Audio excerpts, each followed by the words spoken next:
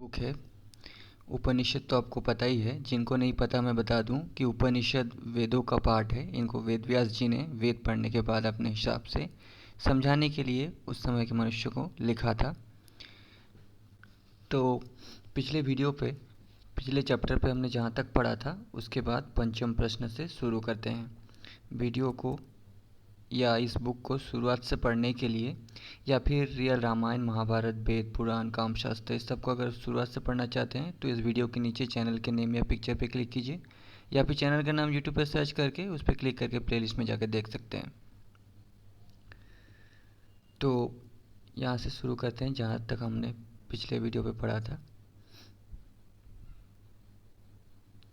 इसके पश्चात शिवी पुत्र सत्यकाम ने महर्षि पिप्ललाद से प्रश्न किया, भगवान, जो मनुष्य शरीर के उपरांत या शरीरांत होने तक ओंकार का भले प्रकार ध्यान करता है, यानी ओम, वो उसके द्वारा किस लोक पर विजय प्राप्त करता है, ये बताइए। महर्षि बोले, हे सत्यकाम, ये ओंकार मतलब ये जो ओम है, ये ओंकार है, ये पर ब्रह्म है और यही अपर ब्रह्म भी है। ऐसा जानने वाला मनुष्य इस एक प्रयास से ही ब्रह्म के एक रब को पा लेता है। तो दोस्तों, अगर आपको समझ में नहीं आ रहा है तो इस बुक को शुरुआत से पढ़िए तो आपको समझ में आने लगेगा। यदि वो एक मात्रा वाले ओंकार का ही ध्यान करे तो वो उसके द्वारा शीघ्र ही पृथ्वी पर प्रकट हो जाता है। ऋग्वेद की ऋचाएँ उसे मनुष्य देह की प्राप्ति कराती है। वो ब्रह्मचर्य से युक्त एवं श्रद्धान्वित होकर महिमा युक्त होना है। यदि 2 मात्राओं वाले ओंकार का ध्यान करे तो चंद्रलोक की प्राप्ति होती है। यजुर्वेद के मंत्र उसे यहाँ ले जाते हैं। वो वहाँ का सुख भोग कर फिर इस मनुष्य लोक में आ जाता है। त्रिमात्रिक ओंकार के परमेश्वर का निरंतर ध्यान करने वाला पुरुष तेजोमय सूर्यलोक को प्राप्त होता है। सर्प के चूली से छूटने के समान वो पापों से छूटकर सामवेद द्वारा ब्रह्मलोक में पहुंचाया जाता है। वो इन प्राणियों से अत्यंत श्रेष्ठ परमेश्वर से साक्षात्कार करता है। आगे के श्लोक इसका प्रतिपादन करते हैं। ओंकार की 3 मात्राएं परस्पर संबंध रखती हुई प्रयुक्त होने पर मनुष्य दृढ़ संकल्प होता हुआ परमेश्वर का ज्ञाता बन जाता है। एक मात्रिक उपासना साधक को ऋचाओं द्वारा मृत्युलोक प्राप्त कराती है। द्विमात्रिक साधना यजुर मंत्र द्वारा चंद्रलोक में पहुंचाती है और ओंकार का उपासक सामश्रुतियों द्वारा ब्रह्मलोक को प्राप्त होता है। उस ब्रह्मलोक को केवल ज्ञानी पुरुष ही जानते हैं। बुद्धिमान साधक ओंकार के ध्यान द्वारा ही परमेश्वर को प्राप्त कर लेता है। वो परमेश्वर अजर अमर निर्भीक शांत एवं सर्वश्रेष्ठ है। पंचम प्रश्न समाप्त, यानी 5वां सवाल खत्म हुआ। 6वां प्रश्न, षष्ठ प्रश्न शुरू हो रहा है जो ऋषि कर रहे हैं। उसके पश्चात भरद्वाज सुकेशा ने महर्षि से प्रश्न किया, भगवान, मैं जो प्रश्न कर रहा हूँ वो कौशल के राजकुमार हिरण्यनाभ ने मुझसे किया था कि क्या तुम षोडश कला युक्त पुरुष को जानते हो? मैंने कहा, नहीं जानता। यदि जानता होता तो क्यों न बताता। जो मनुष्य मिथ्या भाषण करता है वो समूल शुष्क हो जाता है, इसलिए मैं मिथ्या नहीं करता। राजकुमार रथ पर चढ़कर चला गया। वही प्रश्न मेरा है कि वो षोडश कला युक्त पुरुष कहाँ है? महर्षि ने उत्तर दिया है, सौभ्य, जिनमें षोडश कलाएं उत्पन्न होती है वो पुरुष इस देह के भीतर ही विराजमान है। उस पुरुष ने सोचा कि किसके निकल जाने पर मैं उत्क्रांत हो जाऊंगा तथा किससे प्रतिष्ठित रहूंगा। उसने प्रथम प्राण को रचा, फिर श्रद्धा को, इसके बाद आकाश वायु तेज जल पृथ्वी मन इंद्रियां और अन्न की रचना की। अन्न से वीर्य बना, फिर तप मंत्र कर्म लोक और नाम का विधान हुआ। जैसे ये नदियाँ समुद्र की ओर प्रवाहित होती है और समुद्र में जाकर मिल जाती है और उनके नाम तथा रूप भी मिट जाते हैं, वैसे ही परमेश्वर की षोडश कलाएं परमेश्वर को प्राप्त होकर उन्हीं में मिल जाती हैं। उन कलाओं के नाम रूप आदि भी मिट जाते हैं, फिर भी वो परमेश्वर कला रहित एवं अविनाशी है। जैसे अरेरत चक्र की नाभि के आश्रित होते हैं, वैसे ही कलाओं के आश्रित रूप परमेश्वर को जानो। ऐसे करने से मृत्यु तुम्हें व्यथित नहीं करेगी। महर्षि ने सब ऋषियों को संबोधित करते हुए कहा कि उस परब्रह्म को मैं इसी प्रकार जानता हूँ कि उससे अधिक कुछ भी नहीं है। तब उन ऋषियों ने महर्षि का पूजन किया और बोले कि आपने हमें अविद्या के पार कर दिया है, इसलिए आप ही हमारे पिता हैं। आप महर्षि को हमारा नमस्कार है। अब नेक्स्ट उपनिषद प्रश्नोपनिषद समाप्त हुआ, मतलब समाप्त हुआ। अब नेक्स्ट उपनिषद मुरादकोपनिषद शुरू हो रहा है। हे देवगण, हम कानों से कल्याणमयी वचन सुने, नेत्र से कल्याणमयी दृश्य देखे, दृढ़ अंगों वाले शरीरों से ईश्वर की स्तुति करते हुए हम जो आयु ईश्वर हित में लगे उसे उसी प्रकार व्यतीत करें। इंद्र हमारे लिए कल्याण देने वाले हो। पूषा हमारा कल्याण करे। पूषा भी एक आदित्य है, ठीक है। जैसे आदित्य के गर्भ से सभी आदित्य पैदा हुए थे। आदित्य में सूर्य, इंद्र, विष्णु ये सब आदित्य हैं, तो पूषा भी एक आदित्य देव है। अरिष्टों के नाशक गरुड़ हमारे लिए कल्याणकारी हो और बृहस्पति भी हमारे कल्याण को पुष्ट करे। ओम शांति। प्रथम खंड प्रथम मुंडक। जैसे रामायण में कांड होते हैं वैसे ही खंड है इसमें। ब्रह्मा संपूर्ण विश्व के सृजन करने वाले हैं। वे देवताओं में सर्वप्रथम उत्पन्न हुए। उन्होंने अपने ज्येष्ठ पुत्र अथर्व को सब विद्याओं की आश्रयदात्री ब्रह्म विद्या बताई। जिस ब्रह्म विद्या का ज्ञान ब्रह्मा ने अथर्व को कराया, वही ब्रह्म विद्या अथर्व ने अंगी ऋषि से कही। दोस्तों, मार्कंडेय पुराण में लिखा गया है कि ब्रह्मा ने ही शिव की उत्पत्ति की और सभी की उत्पत्ति की, सभी का जन्म दिया। तो मार्कंडेय पुराण भी देख सकते हैं, पढ़ सकते हैं मेरे प्लेलिस्ट में। तो अंगी ऋषि ने भारद्वाज वंशीय सत्यवह को ब्रह्म ज्ञान दिया। सत्यवह ने अंगिरा को उसका उपदेश दिया। महर्षि अंगिरा के पास शौनक मुनि ने आकर प्रश्न किया, भगवान, किसके जान लेने पर यह सब जाना हुआ होता है? इतना ही मुझे बताइए। महर्षि अंगिरा ने उनसे कहा कि ब्रह्मज्ञानी दो विद्याओं को ही जानने योग्य बताते हैं। उनमें एक परा और दूसरी अपरा कही गई है। परा विद्या के द्वारा वो अविनाशी परमेश्वर तत्वपूर्वक जाना जाता है और अपरा विद्या में चारों वेद, शिक्षा, कल्प, व्याकरण, निरुद्ध, छंद और ज्योतिष सभी आते हैं। ज्योतिष मतलब लोगों की साइकोलॉजी समझने का और भविष्य बताने का ज्ञान, जिसे आज एस्ट्रोलॉजी भी कहते हैं। पर उस समय अंगूठी नहीं हुआ करता था, अभी लोगों ने अंगूठी बना दिया है और बहुत सारे अंधविश्वास भी बना दिए। अदृश्य, अग्राह्य, अगोत्र, अवर्णी, अचक्षु, अशोष्य इंद्रियों से परे, हाथ पांव से रही सर्वव्यापी अविनाशी सूक्ष्माति सूक्ष्म प्राणियों के उत्पत्ति कारण रूप ब्रह्म को विद्वजन पार पूर्ण देखते हैं। मकड़ी जैसे अपने पेट में स्थित जाले को निकालकर बुनती और फिर निगलती है, पृथ्वी जैसे विभिन्न प्रकार की औषधियाँ उत्पन्न करती है, मनुष्य से जैसे केश और लोभ प्रकट होते हैं, वैसे ही उस अविनाशी परमेश्वर से यह विश्व प्रकट होता है। संकल्प रूप तप के द्वारा ब्रह्म प्रवृत्त होता है, वही अन्न को उत्पन्न करता है, उसी से अमृत की प्राप्ति होती है। परमेश्वर से ही यह ब्रह्मांड नाम रूप और अन्न की उत्पत्ति हुई है। वह सर्वज्ञ और सर्वविद्य है, उसका ज्ञान भी तप के समान ही है।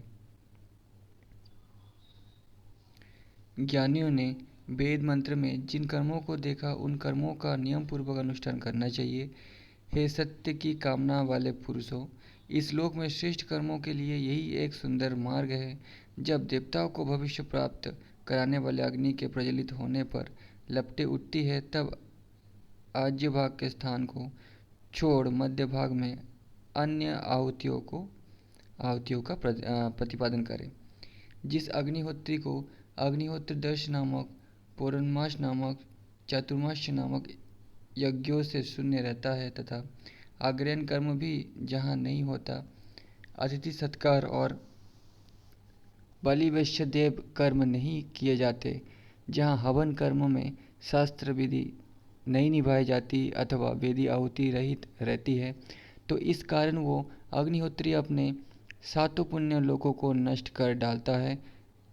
काली अत्यंत उग्र मन के समान चंचल, लाली युक्त धूम्रवर्ण, चिंगारियों से युक्त दैवी दैवीप्यमान विश्व रुचि, ये लपलपाती हुई 7 जिह्वाएं, तो यहाँ पे काली की बात हो रही है। लपलपाती हुई 7 जिह्वाएं अग्नि की है। जो व्यक्ति इन दमकती हुई ज्वालाओं में विविध पूर्वक आहुति देता है, उसे वे आहुतियाँ ही सूर्य रश्मियाँ बनकर देवाधिपति इंद्र के निवास स्थान स्वर्ग में पहुँचा देती है।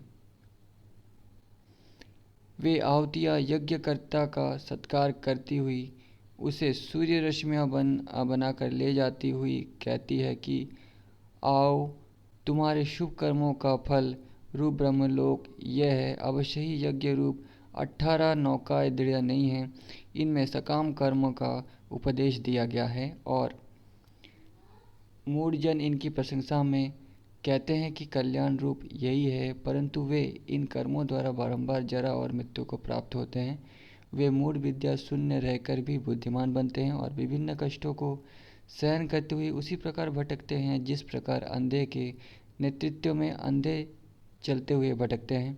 ऐसे मूर्ख विषयों में आसक्त रहने के कारण कल्याण मार्ग को नहीं जानते और अपने कृतार्थ होने पर अभिमान कर लेते हैं। वे सकाम कर्मों के कारण बारंबार दुख भोगते और श्रेष्ठ लोकों से पतित होते हैं।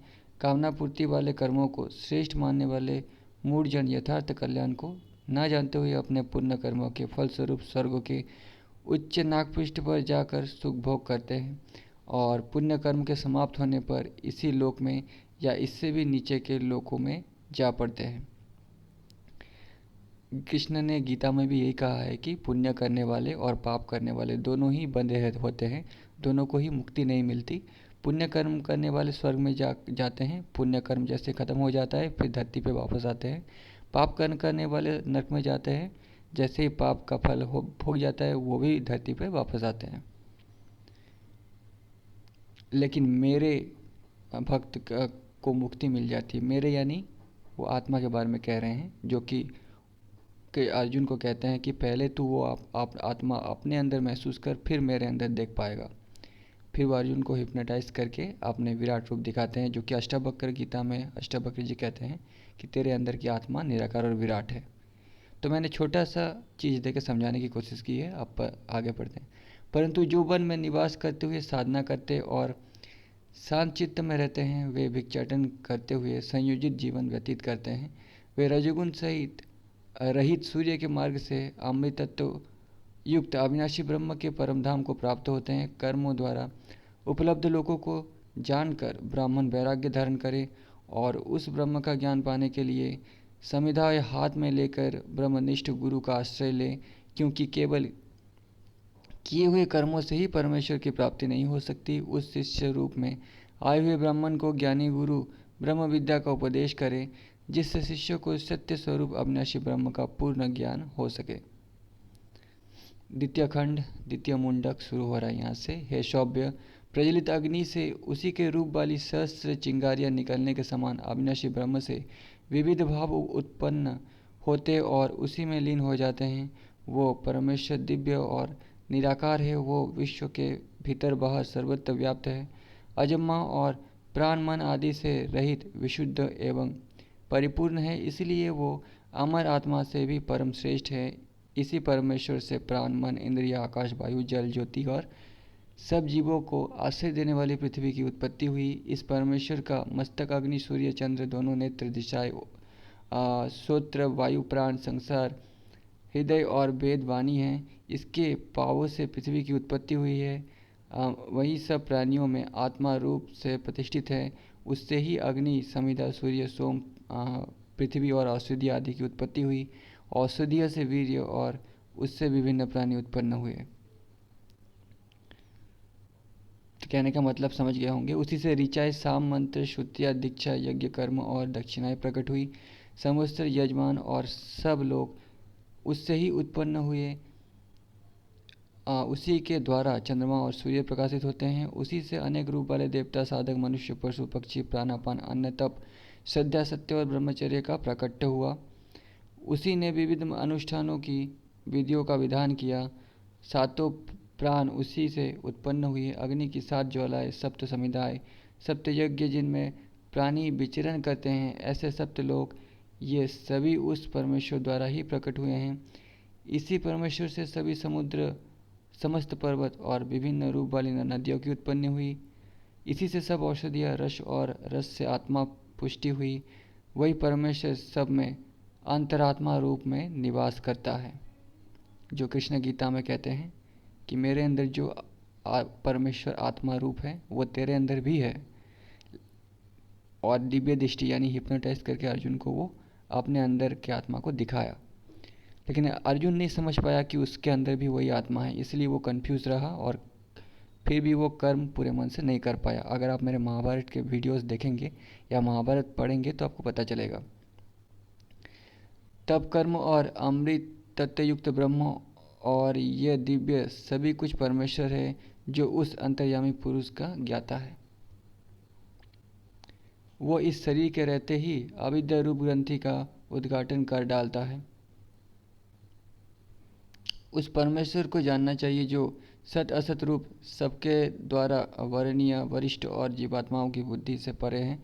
ज्योति स्वरूप निकटस्थ गुहाचर नाम वाले, महान पद वाले, श्वास लेने वाले, नेत्रों को खोलने बंद करने वाले जो प्राणी हैं, वो सब इसी में समर्पित है। हे सौव्य, तू उस भेदने के योग्य लक्ष्य को भेद डाल, जो तेजस्वी, सूक्ष्माति सूक्ष्म और लोकों में निवास करने वाले प्राणियों के आश्रय स्थान है। वही अविनाशी ब्रह्म है। वही मन, वाणी, प्राण, सत्य और अमृत से युक्त है। उपनिषद प्रतिपादित ओंकार रूप धनुष को धारण कर उस पर तप द्वारा तीक्ष्ण हुए बाण को चढ़ा, खींच और अविनाशी ब्रह्म को लक्ष्य मानता हुआ उससे भेद डाल, यानी ब्रह्म को लक्ष्य बना। यही फोकस होना चाहिए। प्रणव धनुष और आत्मा बाण है। ब्रह्म उसका लक्ष्य बताया गया है। उसे अप्रमत्त मनुष्य ही बांध सकता है। बाण से उसके लक्ष्य भेद कर उसी में तन्मय हो जाए। ब्रह्म ही अमृत का सेतु है। उसी में स्वर्ग, पृथ्वी और अंतरिक्ष एवं प्राणों के साथ मन भी गुथा है। अतः उसी आत्मस्वरूप ईश्वर को जानो और विषयों का सर्वथा त्याग करो। अष्टवक्र गीता में अष्टवक्र जी यही कहते हैं कि विषयों को विष की तरह त्याग दे। इस परमेश्वर का ओंकार के उच्चारण द्वारा ही ध्यान करना चाहिए। अज्ञानांधकार से परे होने, भव सिंधु से पार होकर प्रभु प्राप्ति के लिए यह आवश्यक है। इस प्रकार तुम्हारा कल्याण होगा। रथ चक्र की नाभि में लगे हुए अरों के समान देहगत नाड़ियाँ एकत्र है। विभिन्न प्रकार से उत्पन्न होने वाला परमेश्वर हृदय के मध्य भाग में निवास करता है। जो सर्वज्ञ और सर्वविद है, संसार में जिसकी महिमा मानी जाती है, वह सर्वात्मा ब्रह्म अपने लोकों में प्रतिष्ठित है। वो प्राण एवं शरीर का नेतृत्व करने वाला, मन से युक्त है और अन्यमय देह में हृदय कमल के आश्रय से निवास करता है। वह आनंद स्वरूप परमेश्वर सर्वत्र विद्यमान है। उसे मेधावी जन भले प्रकार देख लेते हैं।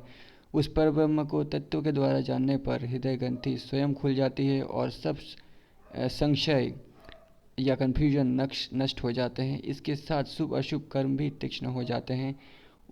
वो विकार रहित, अवयव रहित ब्रह्म हिरण्यमय काश में स्थित है। वो सब ज्योतियों में श्रेष्ठ है। उसे आत्मज्ञानी मनुष्य ही जानते हैं। वहाँ सूर्य, चंद्रमा, तारागण, विद्युत आदि का प्रकाश नहीं होता, तो अग्नि का प्रकाश ही कहाँ से होगा। केवल ब्रह्म के प्रकाश से सभी प्रकाशित होते हैं और संपूर्ण विश्व ही उसके आकाश से प्रकाश से प्रकाशित है।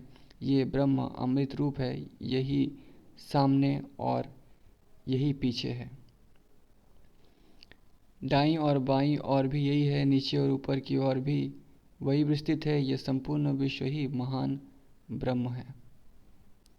सहवासी शखा भाव वाले 2 पक्षी एक वृक्ष के आश्रय में रहते हैं। उनमें से एक तो उस वृक्ष के कर्म फलों का स्वाद लेता है और दूसरा अनशन करता हुआ केवल देखता ही है। देह रूप वृक्ष पर निवास करने वाला आत्मा मोह में डूबा रहकर शोक संतृप्त होता है, परंतु जब अन्य किसी साधक से परमात्मा की महिमा का ज्ञान प्राप्त करता है तब शोक से मुक्त हो जाता है। जब ये आत्मा उन परम पुरुष विश्व आदि के कारण और ब्रह्मा के भी रचयिता सबके परमात्मा से साक्षात करता है, तब वो अपने पाप पुण्य को त्याग कर श्रेष्ठ साम्य प्राप्त करता है। ये सब देहधारियों में प्रकाशित हो रहा है। कृष्ण कहते हैं गीता में कि मैं यानी आत्मा ना तो पापों को ग्रहण करती है और ना ही पुण्य को ग्रहण करती है, यानी पाप पुण्य उन तक नहीं पहुंचता। जो इसे जानता है वो विद्वान अहंकार पूर्ण बातें नहीं करता। वो कर्म करने वाला और परमेश्वर की लीलाओं को समझकर उनमें आनंद लेने वाला होकर परम श्रेष्ठ ब्रह्मज्ञानी हो जाता है। परमेश्वर को वही साधक देख पाते हैं जो सब दोषों से मुक्त हो चुके हो, क्योंकि वो तो देह के भीतर प्रकाश रूप से विराजमान है, यानी मिटने वाले जो शरीर है उसके अंदर विराजमान है, यानी फिर से वही आत्मा, और सत्यभाषण तपस्या ब्रह्मचर्य आदि श्रेष्ठ कर्मों से प्राप्त होता है, यानी आत्मा को पाया जा सकता है, जो कि कृष्ण ने पाया था। जहाँ सत्य स्वरूप परमेश्वर का श्रेष्ठ निवास स्थान है, उनके समीप वही ऋषिगण देवयान मार्ग से पहुँचते हैं जिनकी कोई कामना शेष नहीं रह गई है। वो मार्ग सत्य से परिपूर्ण है, क्योंकि सत्य की ही सदा विजय होती है, झूठ की नहीं होती। परमात्मा अत्यंत समीप और दूर से भी दूर है। वो इन ढूंढने वालों की हृदय गुफा में ही प्रतिष्ठित है। ये अत्यंत महान और दिव्य है तथा सहज ही चिंतन में नहीं आता और सूक्ष्माति सूक्ष्म रूप से प्रकाशित होता है। परमात्मा को सदा श्रेष्ठ अंतःकरण वाला ज्ञानी ही ज्ञान के प्रसाद से ध्यान के द्वारा देख सकता है। वो नेत्र से, वाणी से अथवा अन्य किसी भी इंद्रिय से ग्रहण नहीं है, अथवा तप आदि कर्मों से भी ग्रहण नहीं किया जा सकता। जिस देह में 5 रूपों वाला प्राण स्थित है, देहधारियों का मन उसी प्राण से व्याप्त है। ये सूक्ष्म आत्मा मन के द्वारा जाना जाता है और उस मन के शुद्ध होने पर आत्मा सब प्रकार से सशक्त हो जाता है। ऐश्वर्य की अभिलाषा वाला मनुष्य आत्मज्ञानी की सेवा करे, क्योंकि शुद्ध मन वाला ज्ञानी मन से जिस लोक और जिस भोगों की इच्छा करता है, वो उस लोक और उन भोगों को प्राप्त करने में समर्थ होता है। कृष्ण गीता में कहते हैं कि इंसान जिसकी पूजा करता है मरने के बाद उसी को प्राप्त होता है। यहाँ पे भी वही बताया गया है।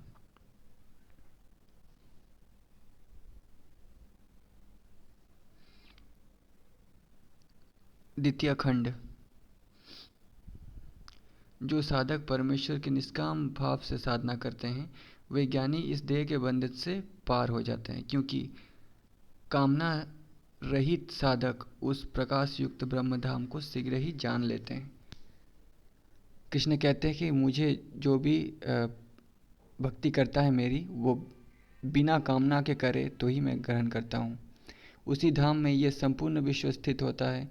भोगों की इच्छा करने वाला साधक अपनी इच्छाओं को पूर्ति के कारण उन लोकों में जाता है जहाँ से पूर्ण हो सके, परंतु जो कामनाओं से पूर्ण तुष्टि प्राप्त कर चुका है, यानी जिनके अंदर कोई लोभ या कुछ पाने की इच्छा नहीं है, उसकी कामनाएं इसी शरीर में लीन हो जाती है। ये परमात्मा प्रवचन बुद्धि अथवा श्रवण आदि द्वारा प्राप्ति नहीं होता, अपितु जिनसे अनुग्रह पूर्वक स्वीकार कर लेता है उसी के द्वारा प्राप्त हो सकता है, क्योंकि वो उस साधक को अपना स्वरूप दिखा देता है। जिस मनुष्य में उपासना रूपी बल नहीं है उसे परमात्मा की प्राप्ति नहीं होती और प्रमोद युक्त व्यक्ति भी उसे नहीं पाता। जिस तप का कोई रूप ना हो वैसा तप भी निरर्थक है, परंतु ज्ञानी साधक उसे प्राप्त कर लेता है। परमात्मा में लीन हो जाने वाले ज्ञानी उसे प्राप्त करके उसी में लीन हो जाते हैं, क्योंकि कामना रहित शुद्ध अंतःकरण वाले ऋषिगण ज्ञान से तृप्त होकर परम शांत हुए परमात्मा को प्राप्त कर लेते हैं। जो वेदांत ज्ञान द्वारा परमेश्वर को जान चुके हैं और संन्यास तथा योग के द्वारा शुद्ध हो चुके हैं, ऐसे साधक शरीर त्याग कर ब्रह्मलोक को प्राप्त होते हैं और वहाँ परम अमृतत्व का लाभ पाकर जीवन मुक्त हो जाते हैं। 15 कलाएं और देहगत सभी इंद्रियां अपने अपने अभिमानी देवताओं से सुसंगत प्राप्त करते हैं। फिर सभी कर्म और जीवात्मा अविनाशी ब्रह्म में लीन हो जाते हैं। प्रभाव माना नदियाँ जैसे अपने नाम रूप को मिटाकर समुद्र में मिल जाती है, यानी नदियाँ जैसे समुद्र में मिल जाती हैं, वैसे ही ज्ञानी जन अपने नाम रब का त्याग कर सर्वश्रेष्ठ ब्रह्म में लीन हो जाते हैं।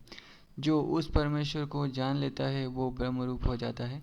उसके वंश में कोई ब्रह्म ज्ञान से रहित नहीं होता, वो और पापों से पार होकर हृदय ग्रंथियों से मुक्त होकर अमृतत्व को प्राप्त हो जाता है। ब्रह्म विद्या उन्हीं को बतानी चाहिए जो वेद के जानने वाले, ब्रह्मनिष्ठ श्रद्धावान नियम पूर्वक यज्ञ करने वाले हैं, जिन्होंने विधि पूर्वक शिरोव्रत का पालन किया है और जो निष्काम कर्म द्वारा साधना करते हैं। यह बात ऋचाओं में कही गई है। इस सत्य को प्रथम अंगिरा ऋषि ने बताया था। जिसने ब्रह्मचर्य पालन नहीं किया वो इसे नहीं जान सकता। वो ब्रह्मज्ञानी महर्षियों को बारंबार नमस्कार है। अब नेक्स्ट उपनिषद मुराडको उपनिषद। ओम शांति। हे देवगण, हम कानों से कल्याणमय वचन सुने, नेत्रों से कल्याणमय दृश्य देखे, दृढ़ अंगों वाले शरीर से ईश्वर की स्तुति करते हुए हम जो आयु ईश्वर हित में लगे उसे उसी प्रकार व्यतीत करें। इंद्र हमारे लिए कल्याण देने वाले हो, पूषा हमारा कल्याण करें, अरिष्टों के नाशक गरुड़ हमारे लिए कल्याणकारी हो और बृहस्पति भी हमारे कल्याण को पुष्ट करें। ओंकार अविनाशी ब्रह्म है। उसकी महिमा को प्रत्यक्ष लक्षित कराने वाले ये संपूर्ण विश्व हैं। जैसे कृष्ण गीता में कहते हैं कि ओंकार यही एक मूल मंत्र है। भूत भविष्य वर्तमान आदि तीनों कालों वाला ये संसार ओंकार ही है और तीनों कालों से परे भी जो अन्य तत्व है वो भी ओंकार ही है। ये संपूर्ण जगत ब्रह्म ही है। ये आत्मा भी ब्रह्म है और ये आत्मा 4 पाँव वाला है।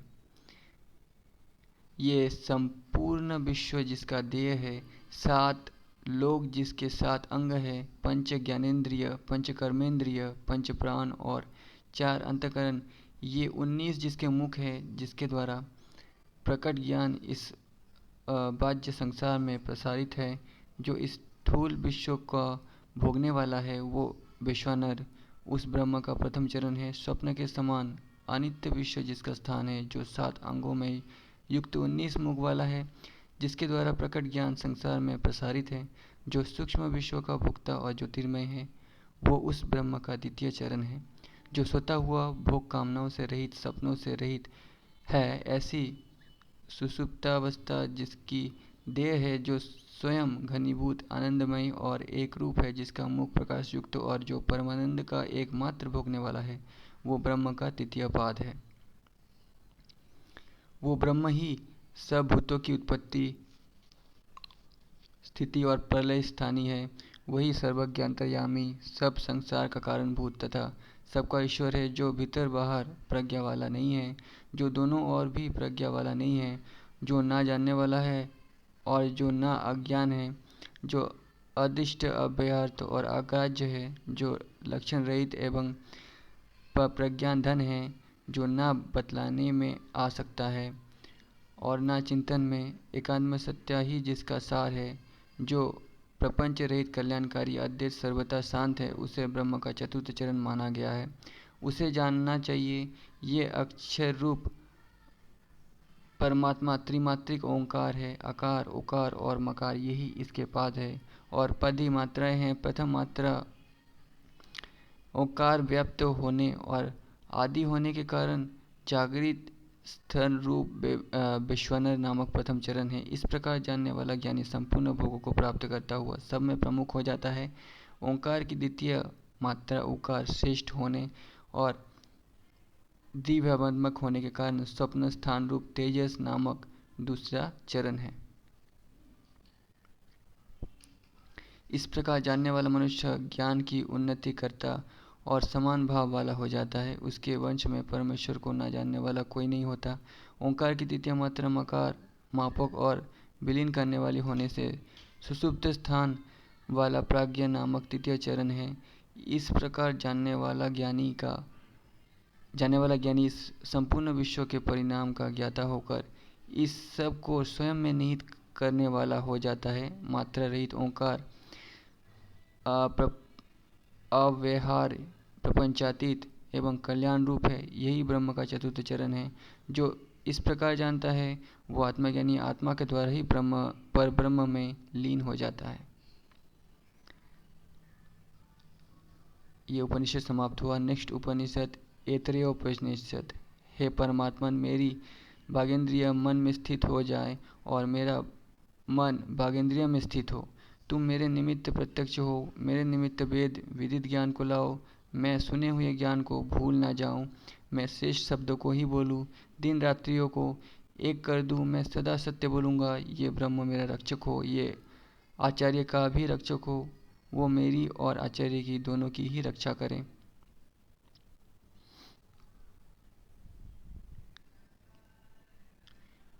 तो वीडियो बहुत बड़ा हो गया है, यहाँ से नेक्स्ट वीडियो पे पढ़ेंगे। तब तक के लिए धन्यवाद।